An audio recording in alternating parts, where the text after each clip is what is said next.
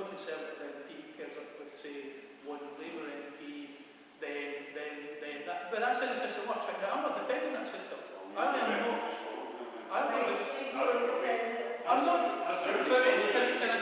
Can I just explain that that's the system, right?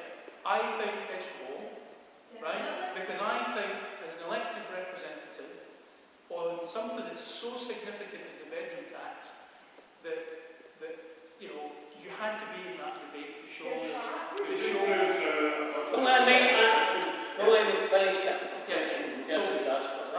actually agreeing with you. So what I'm saying is, I agree with you.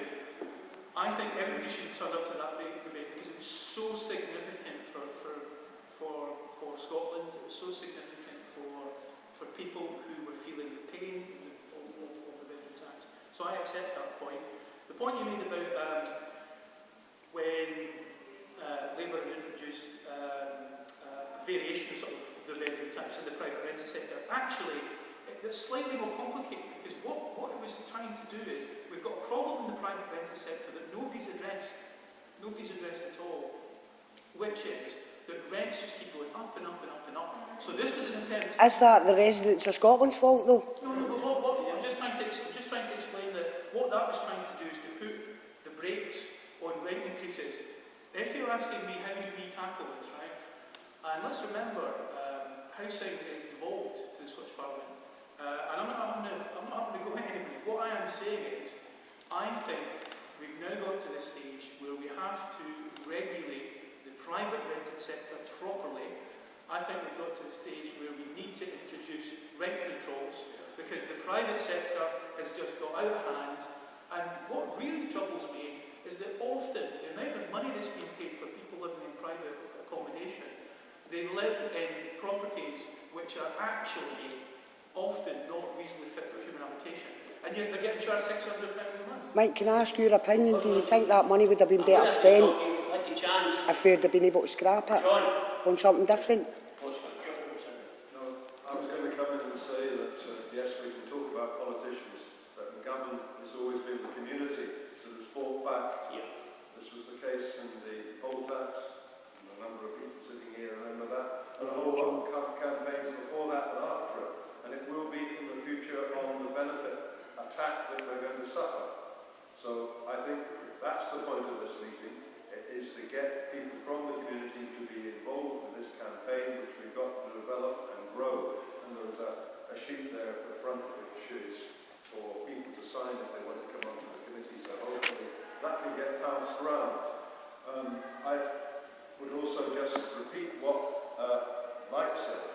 It's very important we get information out to people so that they can both appeal and also try and get discretionary housing payments. I've been out of the cross a number of times with these new leaflets we've produced. I was out just for half an hour today giving these out, and I came across two people who didn't know how to do it, didn't know where to go, didn't know that they were entitled to do it, and one who had previously last year been knocked back for a discretionary housing payment and as a result thought they would never get it. And of course they will this time. So it's very important people also take away the leaflets and talk to people, because one of the people said discretionary housing. He had great difficulty with the actual term itself. It's complicated. Could he remember it? Where could he get the form? So people need to talk to people and say, you're entitled to this, go and get it. So that's the first point I wanted to make. The second point was simply about, in a sense, the callousness of the government in Westminster and the agenda that they've got. It's about cuts. I mean, they may just be out there to punish you, they may be to do various things, but it's about enforcing cuts. The overall benefit budget, and I don't want to stagger you with figures, is 120 billion, just under that. That's the total amount paid out for everything, including pensions. Half of it goes on pensions. So there's about just under 60 billion left for all other benefits. This is right across Britain. And then you've got the amount that's paid out in terms of the tax benefits for the low pay. That's people who don't get paid enough to live on and get tax benefits.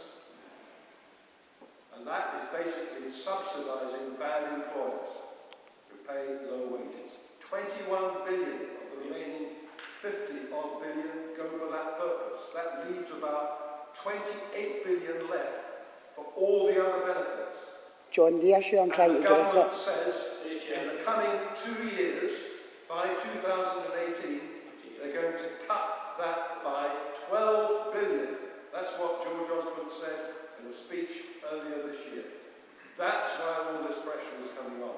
And that's why we need a campaign here that's not just on the bedroom tax in a sense, but it's going to be here to take up all these issues, sanctioning the other tax on benefits that Kenny was talking about, and that's the purpose of this campaign. Not to involve in party politics, it's to organise it. Because the benefits going to be brought into tax and more costs. I take it back, as the young man said,